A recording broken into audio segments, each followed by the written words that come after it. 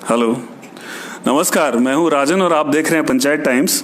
हमारी चुनाव यात्रा इस समय दिल्ली में आ चुकी है और यहाँ से हम लोग हिमाचल की ओर बढ़ेंगे। लेकिन जैसा कि हमारा ट्रेडिशन है, हिमाचल की ओर बढ़ने से पहले एक चर्चा ओवरऑल हिमाचल के राजनीतिक समीकरणों के ऊपर हम करना चाहते थे और साथ ही साथ दिल्ली, चूंकि दिल्ली में राष्ट्रीय राजधानी होने की वजह से सभी लोगों का इंटरेस्ट है, तो दिल्ली पर भी एक बात करना चाहते थे। इस बात को करने के लिए हमारे साथ में डॉक्टर रोहित नेगी हैं। डॉक्टर रोहित नेगी हिमाचल के रहने वाले हैं, यहाँ अंबेडकर यूनिवर्सिटी दिल्ली में ज्योग्राफी पढ़ाते हैं। हिमाचल और दिल्ली दोनों की राजनीति पर पकड़ रखते हैं। तो रोहित जी, हमसे बात करने के लिए शुक्रिया राजन। तो सबसे पहले अगर बात की जाए तो दिल्ली में चूंकि परसों चुनाव हो जाएगा, तो इस वजह से पहले दिल्ली की बात कर लेते हैं। 7 सीटें हैं और पिछली बार के चुनाव में 7 की 7 सीट जो है वो चली गई थी बीजेपी को। उसके बाद में इस बार के चुनाव में, उसके बाद जो चुनाव हुआ उनमें आम आदमी पार्टी ने स्वीप किया, झाड़ू मारा एक तरीके से। 70 में से 67 सीट्स वो जीते, कांग्रेस गायब हो गई, बीजेपी सिर्फ 3 पे सिमट गई इस चुनाव में। लेकिन फिर कह रहे थे कि अगर आम आदमी पार्टी और कांग्रेस का अलायंस होता है तो बड़ा जबरदस्त झटका बीजेपी को लग सकता है। अलायंस नहीं हुआ अंततः और अब तीनों पार्टियां अलग अलग लड़ रही हैं। त्रिकोणात्मक संघर्ष लगभग हर सीट पे है। तो क्या लग रहा है, इसके चलते फिर से बीजेपी 7 की 7 की परफॉर्मेंस रिपीट करती दिख रही है क्या? जी, दरअसल आप थोड़ा और पीछे जाएं, 10 साल पीछे जाएं तो 2004 और 9 दोनों में कांग्रेस 7 की 7 सीटें जीता हुआ था दिल्ली में जी। तो ये अप्रत्याशित नहीं है कि 7 सीट दिल्ली एक वेव की तरह एक पार्टी को दे देता है जी। तो पिछली बार चूंकि मोदी वेव पहले ही चल रही थी, फिर एंटी इनकम्बेंसी थी, 2012 में निर्भया कांड के बाद इतना प्रोटेस्ट हुआ, इवन जो अन्ना हजारे, केजरीवाल वगैरह के जो अनशन हुए वो भी दिल्ली में ही हुए जी। तो इसका सबसे ज़्यादा जो एंटी इनकम्बेंसी का प्रभाव जो देश भर में पड़ना था वह दिल्ली में ही पड़ा है जी। और आप देखिए 7 की 7 जीते हैं, ज़्यादातर अच्छे मार्जिन से भाजपा जीती है। पिछली बार भी एक त्रिकोणात्मक संघर्ष था, कांग्रेस अलग थी, आप अलग थी, जैसा इस बार है। लेकिन एक बहुत बड़ा फर्क पिछली बार था कि कांग्रेस दिल्ली में भी एक वायबल पार्टी थी और एटलीस्ट क्लियर नहीं था कि वो है या नहीं है।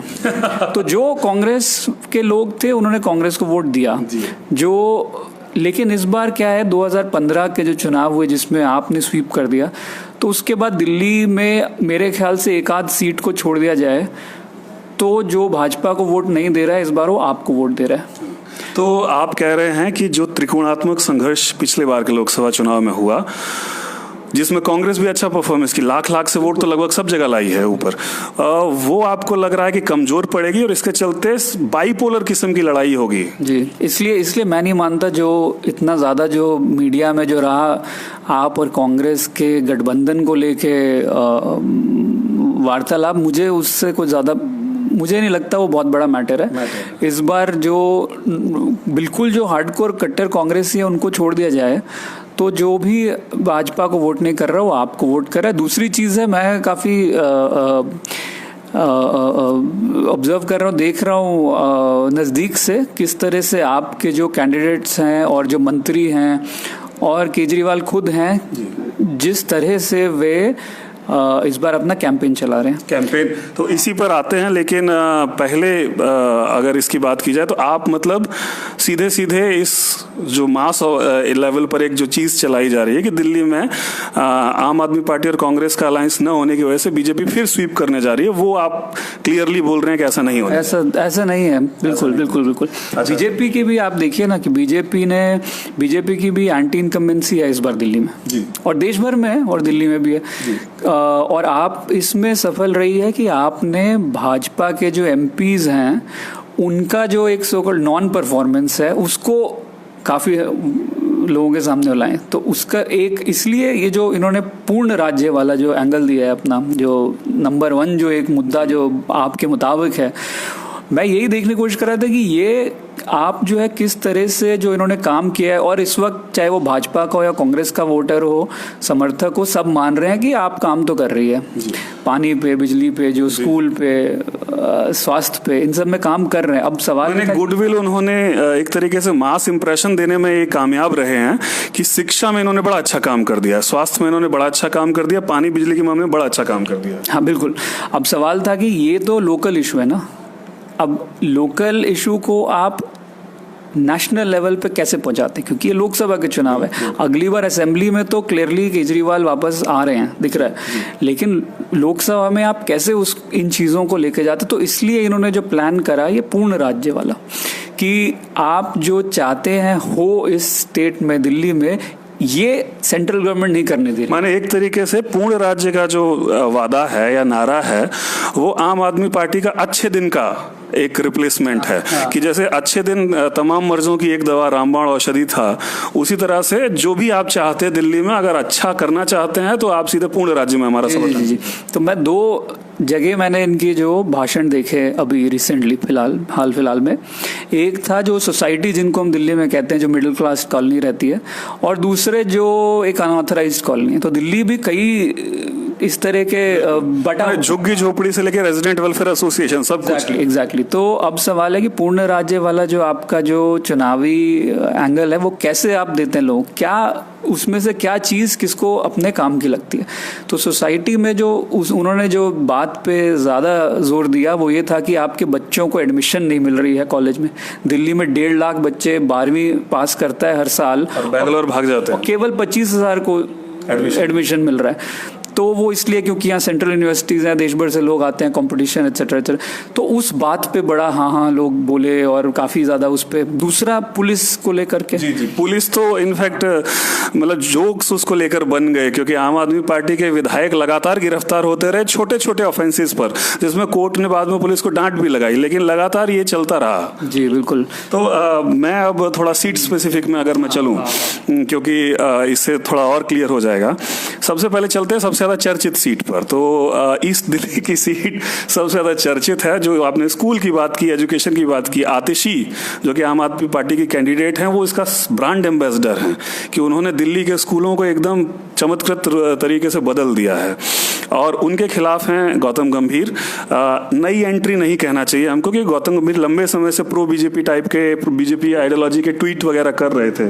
तो इस परिस्थिति में वो मुकाबला हो जाता है, कड़ा मुकाबला हो जाता है। तो उस सिचुएशन में कांग्रेस ने भी अपने कैंडिडेट, उस सिचुएशन में आपको क्या लग रहा है कि पूर्वी दिल्ली में सिनेरियो किस तरफ, क्योंकि एक तरफ तो आतिशी बहुत चर्चित हैं, लेकिन वो चर्चा मीडिया में ज़्यादा है, जनता में कितनी चर्चा? देखिए, स्कूल का 2 चीज़ें मैं कहूँगा। एक तो जो दिल्ली सरकार के अपने स्कूल हैं, ये जो कायाकल्प जो हुआ है जिसकी आप बात कर रही हैं, उन्हीं में हुआ है। जो म्यूनिसिपैलिटी के स्कूल हैं जहाँ भी बहुत बच्चे पढ़ते हैं, वहाँ हालत जैसी थी वैसी है।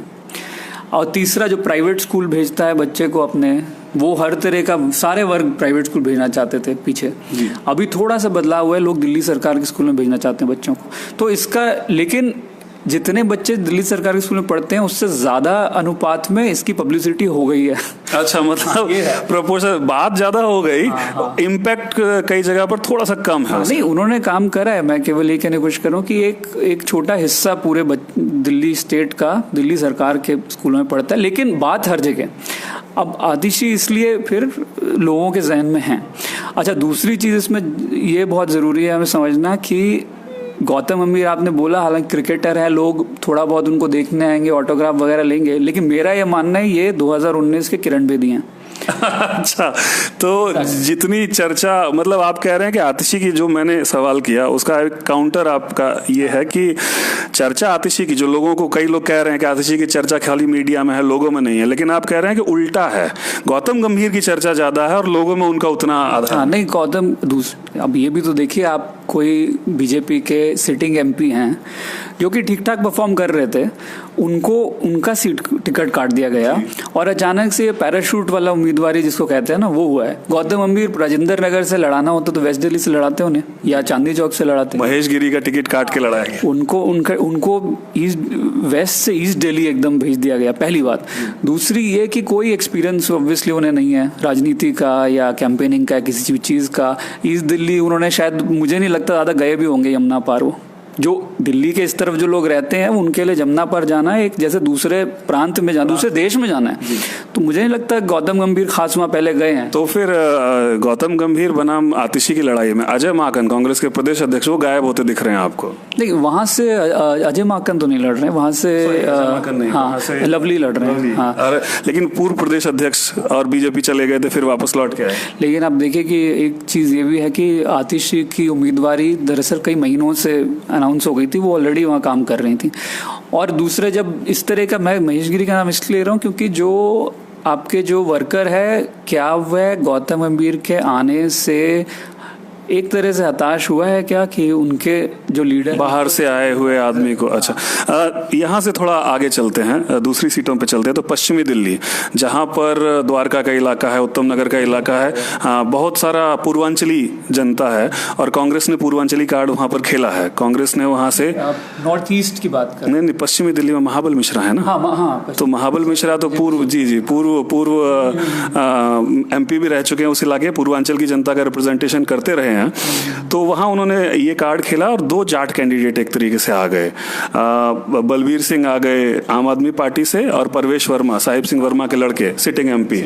तो इस सीट पर, काफी बड़ी सीट है, काफी बड़ा इलाका है, जाट भी हैं, पंजाबी भी हैं, पूर्वांचली वोटर्स भी। इस सीट पर क्या लग रहा है? ये मेरे मुताबिक दिल्ली की 2 से 3 सीटें जहां भाजपा का सबसे अच्छा चांस है उसमें से एक है।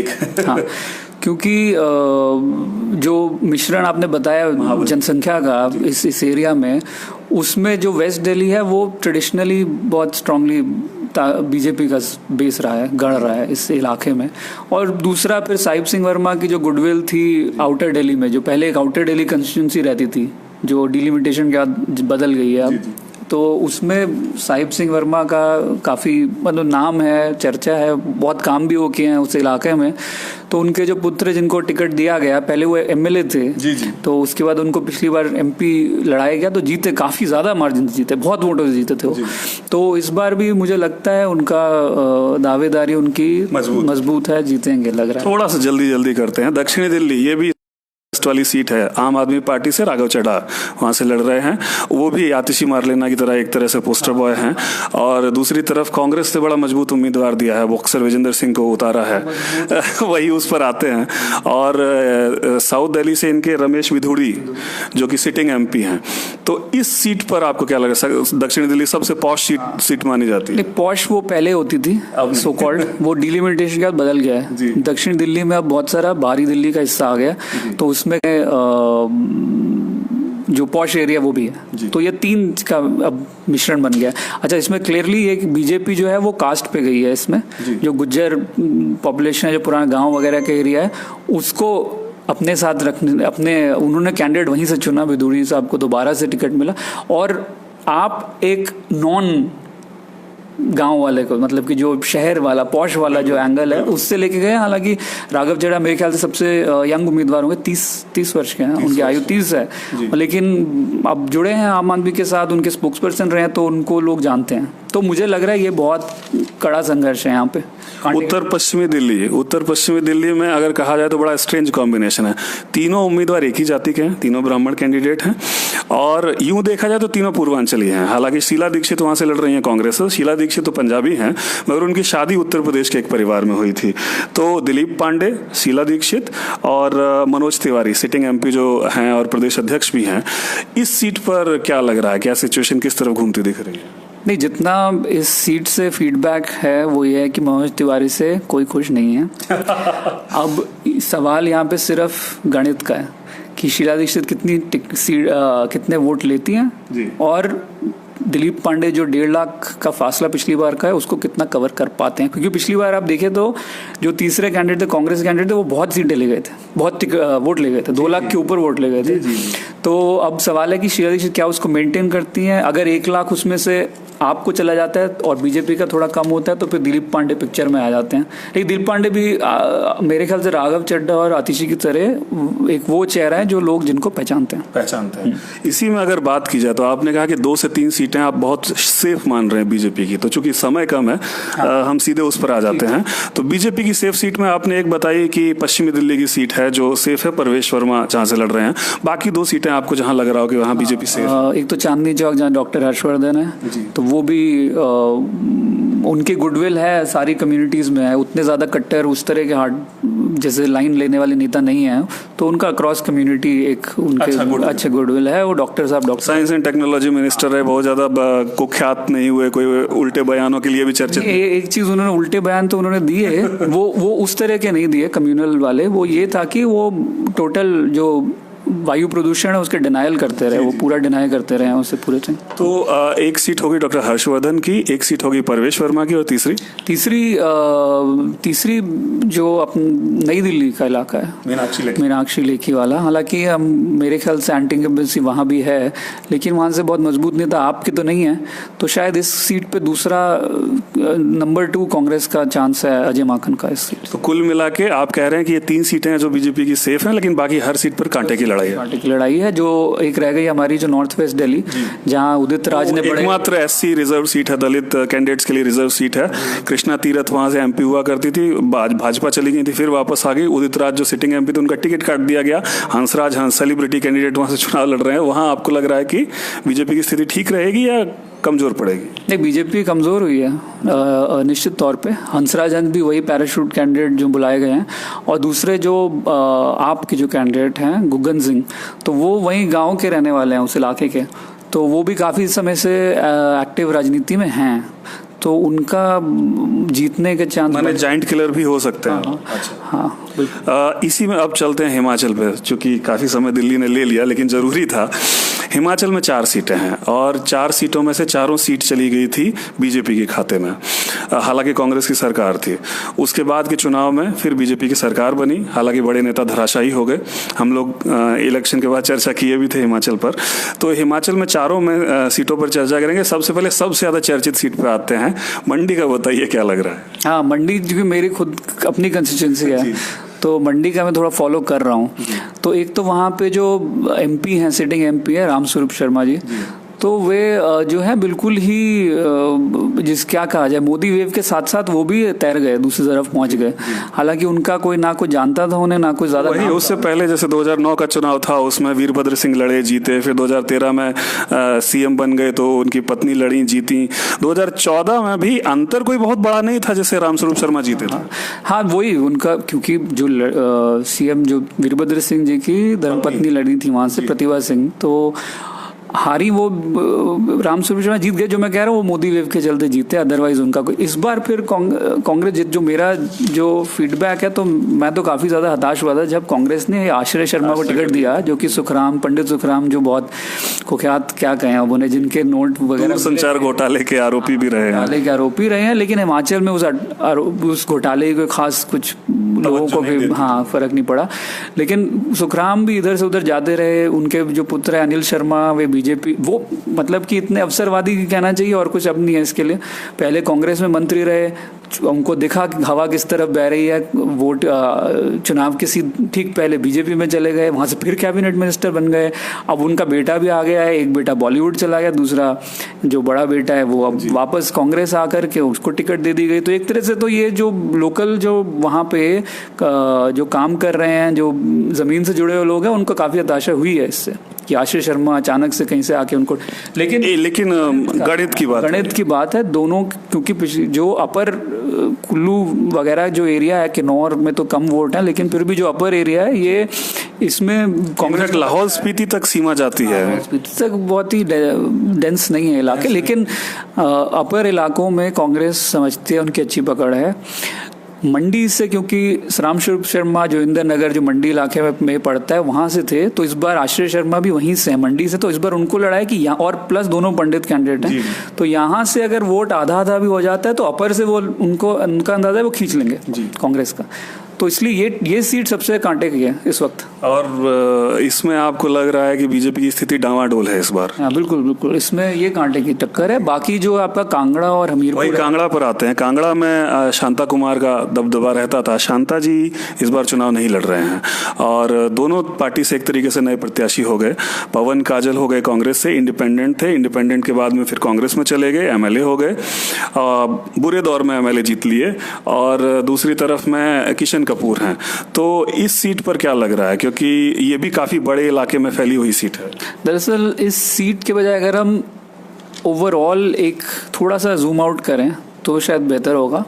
और जूम आउट इसलिए ज़रूरी है क्योंकि जिस मुद्दे पर भाजपा ये चुनाव लड़ रही है, जो नेशनल सिक्योरिटी, बालाकोट, पुलवामा और ये सब, इसका हिमाचल में कांगड़ा और हमीरपुर सीट पे प्रभाव पड़ेगा। क्योंकि ये दो सीटें हैं जहाँ पर कि ऑलमोस्ट हर घर से, हर परिवार से कोई ना कोई आर्मी में है, बहुत ज़्यादा एक्स सर्विसमैन की संख्या है और एक तरह का माहौल इस तरह बनता है। तो राजस्थान में जो कहा जाता है कि सीकर के इलाके में बहुत सारे वोटर आर्मी के होते हैं, वैसा यहाँ पर है। प्लस एक चीज इन्होंने और की थी, जो पेंशन वाला जो था, 1 रैंक 1 पेंशन, तो जितना मांगा जा रहा था उतना तो नहीं, लेकिन कुछ तो इम्प्रूवमेंट हुआ। हाँ, तो इसलिए जो ये नेशनल सिक्योरिटी वाला जो एंगल है सबसे ज्यादा हिमाचल में इन दो सीट पे काम करेगा। दूसरे अनुराग ठाकुर भी काफ़ी ज़्यादा चर्चित है, लोकप्रिय नेता ही कहना चाहिए उन्हें। हालांकि उनके खिलाफ जो रामलाल ठाकुर स्ट्रॉन्ग कैंडिडेट लड़ रहे हैं, लेकिन मेरा मानना है अनुराग ठाकुर जीतेंगे। दूसरा कांगड़ा में भी भाजपा का पलड़ा भारी। तो कांगड़ा और हमीरपुर ये दो आपको लग रहा है कि भाजपा के लिहाज से सेफ है। लेकिन अब चलते हैं शिमला पर, एकमात्र वो भी रिजर्व सीट है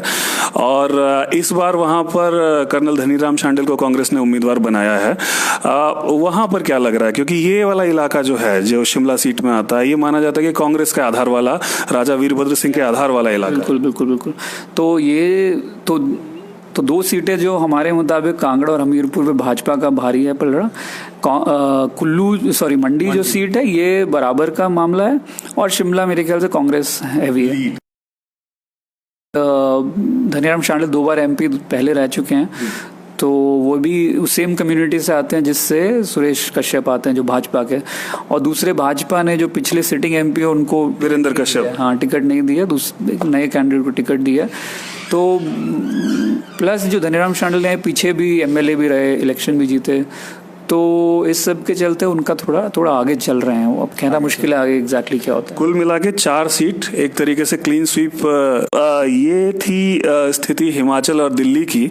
सिग्नल बीच में डिस्कनेक्ट हुआ था, इसलिए मैं दोबारा से इस बात को कर लेता हूँ। आप कह रहे थे कि मैंने कहा कि 2-2 की स्थिति हो सकती है या 3-1 की, तो आप कह रहे हैं कि 3-1 की संभावना ज्यादा है। हाँ, वही कि अगर आप मुझे इस वक्त बोले कि नहीं एक ही आप चुनेंगे विकल्प, तो मैं 3-1 कहूँगा, लेकिन 2-2 भी होता है तो इसमें हैरानी नहीं होनी चाहिए मैं। तो कुल मिला के दोनों राज्य, हिमाचल और दिल्ली, जहां पर बीजेपी ने स्वीप किया था, यानी 7-4-11 की 11 सीट ली थी, इस बार आपको लग रहा है कि कुछ नहीं तो बेसिक 3-4 सीट का नुकसान तो होगा ही होगा? बिल्कुल, 3-4 का तो दिख ही रहा है और एक आध सीट और भी जा सकती है बीजेपी के हाथ से। हाँ, तो ये थी एक जनरल चर्चा दिल्ली और हिमाचल की राजनीति को लेकर। चूंकि हम लोग कल नहीं तो परसों से ग्राउंड रिपोर्ट आप तक पहुंचाने लग जाएंगे हिमाचल से, तो और बेहतर तरीके से हम लोग देख पाएंगे या बता पाएंगे कि हिमाचल में क्या चल रहा है। लोकसभा चुनाव से जुड़ी अपडेट्स के लिए देखते रहिए पंचायत टाइम्स।